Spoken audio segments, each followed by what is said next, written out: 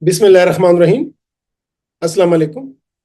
Welcome into the last episode of our workshop on management of diabetes mellitus in the holy month of Ramadan. We started from knowing that why we should discuss this topic. Then we discussed the impact of Ramadan on the physiology of a human body, especially diabetic patients. Then we discussed in the next episode that how to stratify diabetic patients into high risk, moderate risk, and low risk on the basis of their disease and their medical history for the purpose of Ramadan, whether they should fast or they should not fast, and if they fast, then under what conditions. Then we discussed the management of our insulin-dependent diabetic mellitus patients, the adolescents and the adults. And in the next episodes, we discussed the management of type 2 diabetic patients.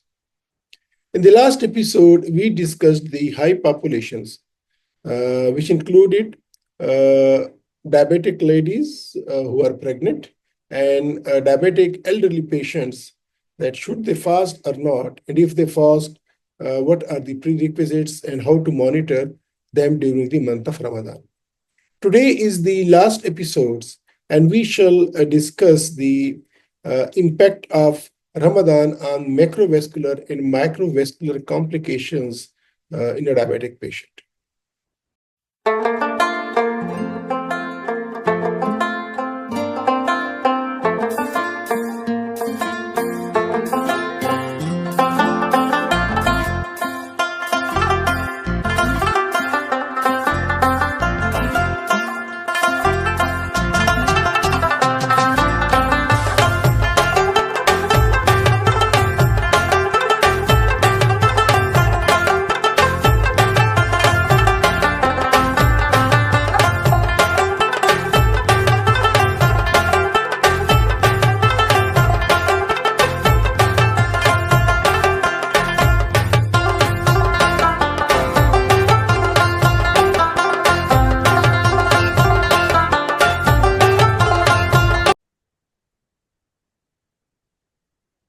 Today is the last episode of our workshop.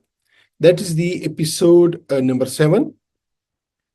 And as mentioned in the last vlog, today we are going to discuss the complications of diabetes when fasting during Ramadan.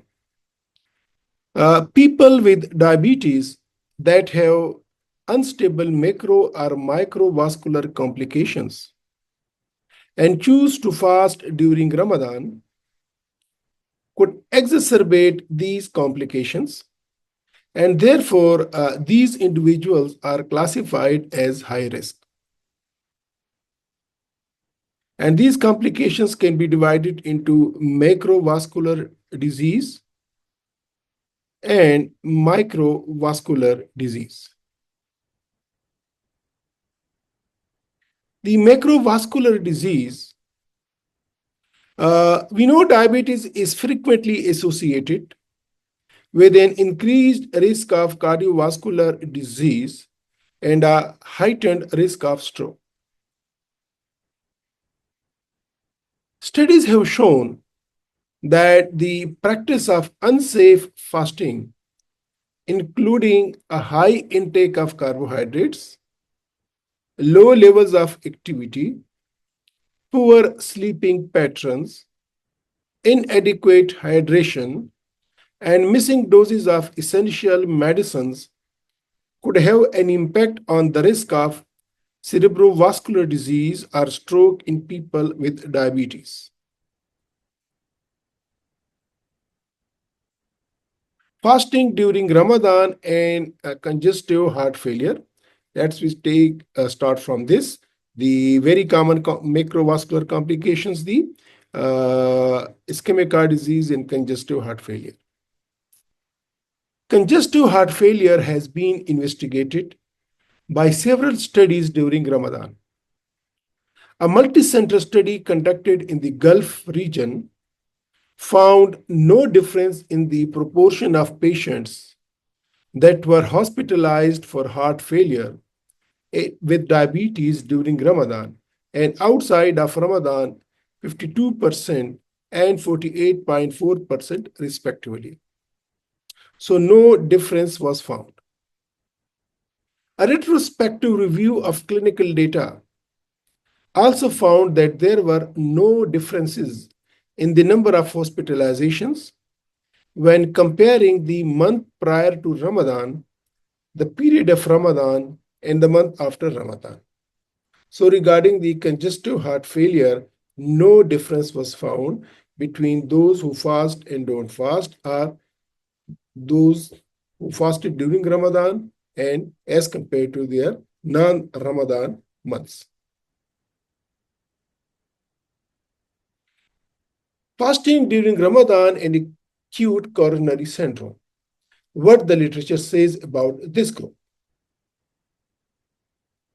Evidence suggests that there is no clear association between fasting during Ramadan and an increase in acute cardiac events. Some have also identified improvements in the number of acute coronary syndrome events. In one study, significant reduction in the number of ACS events during Ramadan when compared to times outside of Ramadan. Likewise, in another study found protective associations between a composite measure of religiosity and ACS in a cross-sectional study. However, these studies need to be replicated through randomized longitudinal studies and among individuals with diabetes. So clear-cut evidence is not there, and both sorts of studies are available. Fasting during Ramadan and stroke. This is the third microvascular event. Diabetes is an independent risk factor for stroke. We know that. And the effect of fasting during Ramadan in people when diabetes needs to be established. This is very, very important. There have been several studies that have investigated this relationship, and the evidence is conflicting.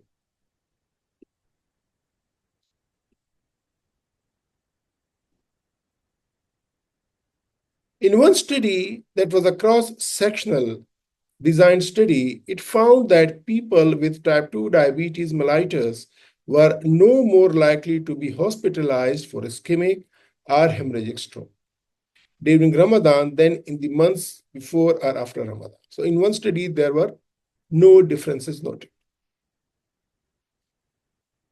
And another study confirmed these results in longitudinal study in Egypt.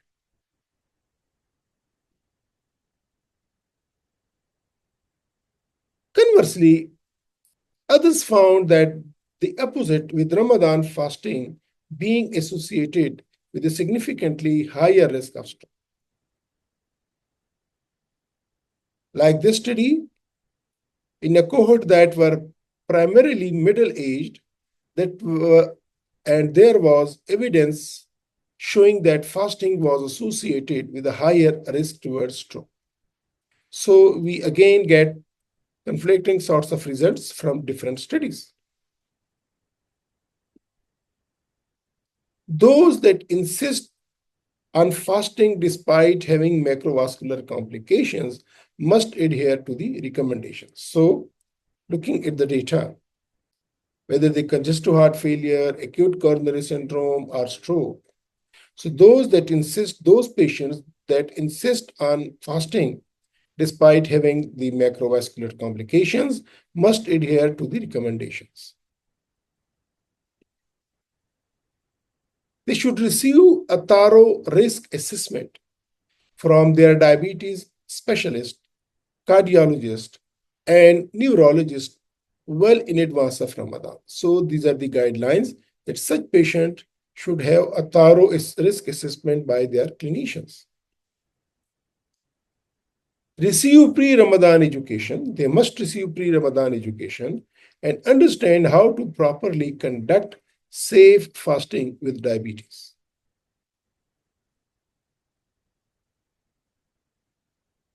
Such patients should obtain individualized advice based on their current health status and treatment regimes. So you need to individualize their treatment for the Ramadan if they have got the macrovascular complications.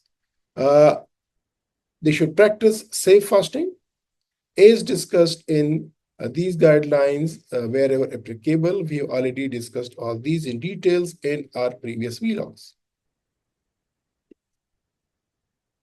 They should make appropriate adjustments to therapies in accordance with their symptoms.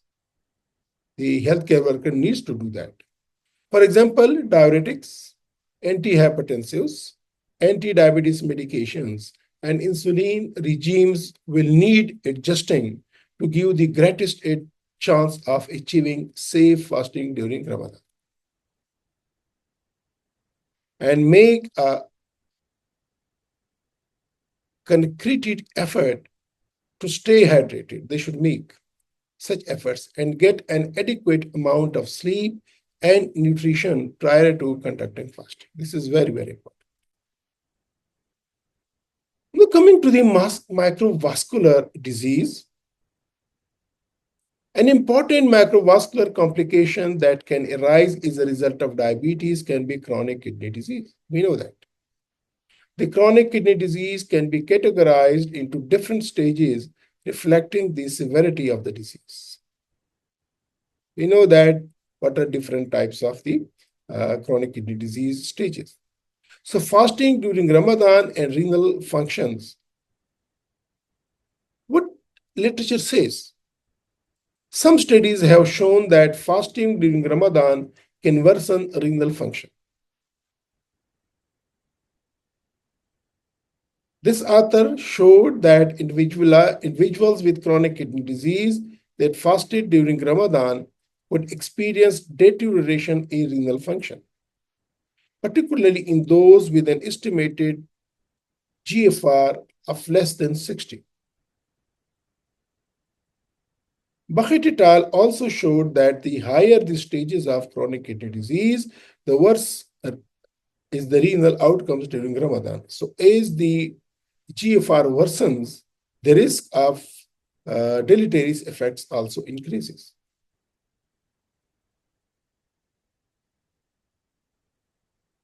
However, others have shown that fasting during Ramadan may not be associated with any less bad outcomes or even finding improvements. Burnett et al. Showed an improvement of eGFR during and after Ramadan with no significant changes to biochemical measures such as urinary electrolytes, proteins, or osmolarity. A meta-analysis conducted on the mean difference of the eGFR before and after Ramadan among several different studies showed no clear or meaningful difference between these patients.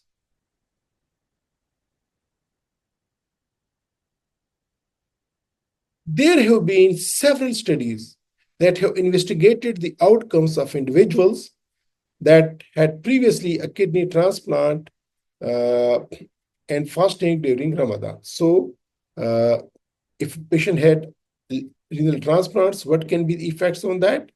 The overall outlook is that these circumstances do not make fasting unsafe. Further research in the form of longitudinal and randomized trials are still needed to support this recommendation.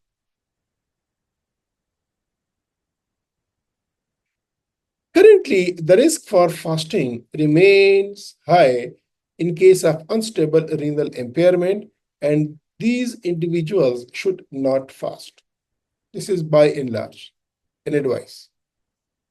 This is also true of individuals with poorly controlled diabetes, where fasting could be unsafe. Those with chronic kidney disease that insist on fasting despite having microvascular complications must adhere to the recommendations. And what are those? All individuals with diabetes, both type 1 and type 2, and chronic kidney disease, or with any other renal issues, should discuss their intentions to fast during Ramadan with diabetes and renal specialists. And at least 3 months prior to Ramadan, such consultation should be done. And they should attend Ramadan-focused education. Individuals with diabetes, both type 1, type 2, and CKD of stages 3, 4, 5 are on dialysis should be considered high risk, and fasting ought to be discouraged. Those that are considered high risk and still choose to fast must be carefully monitored and have weekly reviews during Ramadan. They should have weekly reviews during Ramadan. They should make a concerted efforts to stay hydrated outside of fasting periods, that is between the iftar and the suhoor. Monitor electrolyte and creatinine levels at various points during Ramadan. It is important to ensure safe fasting is being conducted and whether it should continue or not. They should avoid foods with high potassium or phosphorus content.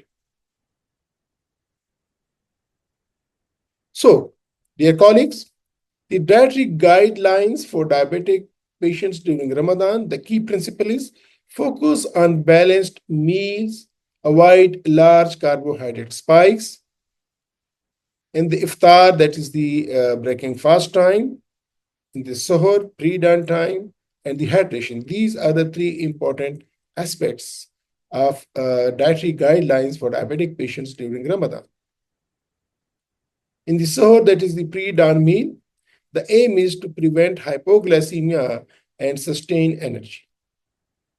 So they should use the complex carbs and fiber like oats, whole wheat, and nuts, healthy protein and fats, eggs, yogurt, and avocado.